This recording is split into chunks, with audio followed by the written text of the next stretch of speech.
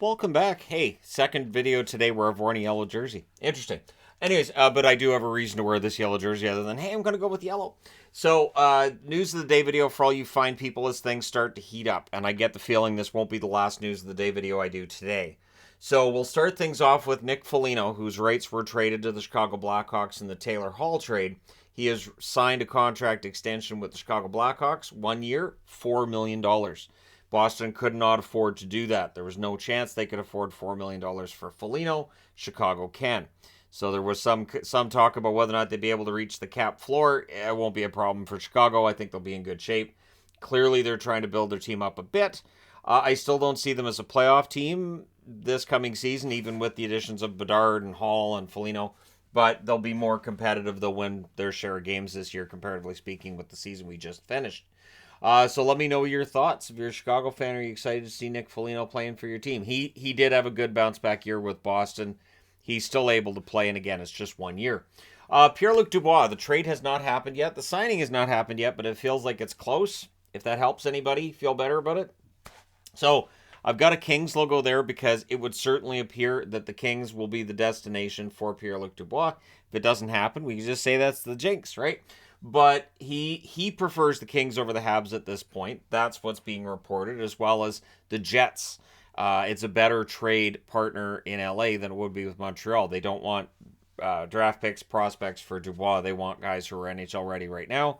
And so with the Kings, it would be a hockey trade. With the Habs, it would be more of a dumping the player off and then looking to improve in other ways, right? So you'd be getting back those future assets and draft picks or prospects and then trying to use maybe free agency to fix things. So they want to make sure they're making a good deal, and the Kings are the best trade partner. And again, if that's where Dubois wants to sign, that makes the most sense.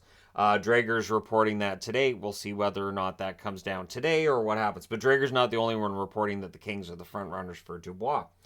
There was a minor trade yesterday in the NHL. Did not feel that it warranted its own video. Riley Walsh, 24-year-old defenseman, traded by the New Jersey Devils to the Boston Bruins. Last season in Utica, 71 games, 9 goals, 32 assists, 41 points. Going the other way, Shane Bowers, forward who, of course, was originally a first-round pick for the Ottawa Senators. He's moved around a bit now. He's 23 years of age.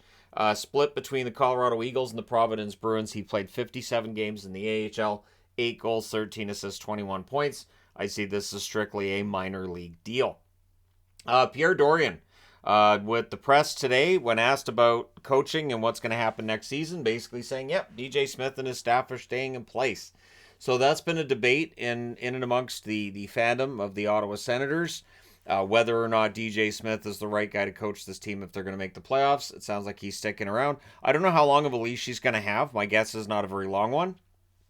So if Ottawa gets off to another rough start in October, he may not stick around for very long. So that faith in DJ Smith may only be 5-10 games long, depending on what kind of start Ottawa has. They really need to get better and make the playoffs. Ottawa and I think Detroit and Buffalo are all kind of in very similar spots here. It will be fascinating to see which ones get better to a point where they're actually a playoff team. Ottawa's close. They're not that far off. But yeah, DJ Smith behind the bench, is that the right call? Let me know your thoughts. That's the case right now. Elliot Friedman reporting that, and we're going to see this with others as well, Max Comtois, who has had a really hard time finding the net. I like Comtois. I think he's a good player. And I think on a bargain deal, it would make sense for a team to pick him up. I think he can be a good depth player. The goal scoring just isn't there. And that's the thing, right? Comtois is a guy who really looks like a goal scorer that just doesn't score goals often enough. So the Anaheim Ducks are unlikely to give him a qualifying offer. So with restricted free agents, if you don't give them a qualifying offer, they go to market. They become unrestricted in response. And yeah, it looks like that's what's going to happen with Comtois. So we'll see where he ends up and what kind of contract he ends up signing. My guess is it's going to be in the $1 million range. I don't think he's going to get a big contract, but by going to market rather than just accepting whatever Anaheim would be trying to offer him, in the event that Anaheim was trying to offer him anything to keep him around, he'll probably make more money on the market than he would have from the Ducks. But in some cases, teams just look and say, well, we're just not going to qualify that player. He does not meet our needs going forward. So we'll see where he ends up. I do like Comtois. I hope that goal-scoring talent shows up again and he's able to start putting the puck in the net.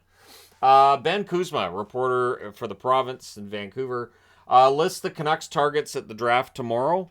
Willanders had a lot of play. Simashev. Right now, Canuck fans are obsessed with Simashev. Get Simashev at 11. There are some that have Simashev ahead of Reinbacher. Reinbacher's probably going to go first among the defensemen. They also have Leonard on their target list. So for people who said, well, he's a Canuck fan, that's why he has Leonard going at 11th to the Canucks. The Canucks think there's a chance he's going to be there at 11th. Dvorsky and Barlow are also ones they're looking at. And, of course, from a local perspective, there's some fascination around Nate Danielson. Although, as Kuzma says, there is no consensus when it comes to Danielson. The scouting reports are all over the place. I can absolutely do videos on some of these prospects, even after the draft's done, talking about, why they may have fallen, why they may have gone where they're going.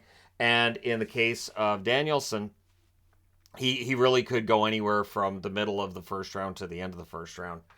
We will find out tomorrow. We're really close to getting that spoiler revealed to us. Where's everybody going to go? All right.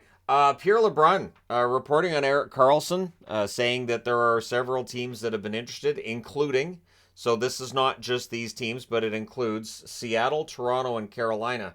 Karlsson going to Carolina would be interesting because Burns just went there, and Burns and Karlsson, we know those two on the same team. It just, from a cap perspective, it doesn't work. And also, it feels like the season Karlsson just had is because he was the focal point.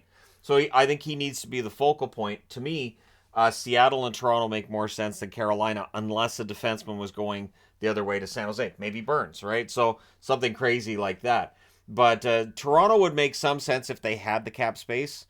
Seattle makes a ton of sense if San Jose is willing to take that risk of trading him in the division. And then I would think that if Karlsson went to Seattle, and if it was a return the other way that was basically futures for San Jose, I think Seattle would then become a really, prominent dark horse for the Stanley Cup in 2024, which may happen anyways. All right, so the Bruins announcing today that for their centennial season, this logo is back.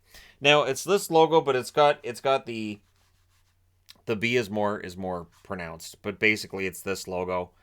So again, I'm glad I've got the hat, and this is the jersey they wore in the 60s. So this is the kind of look that they're going to have on their regular jerseys. So it'll be the regular jerseys they've been wearing. They're just changing the logo on the front for the home and the away. Absolutely, I will pick both up. I have no qualms about picking up these jerseys. It is supposed to be just for one season. There is plenty of debate in Boston Bruins fandom about whether or not they should just go with that logo full time.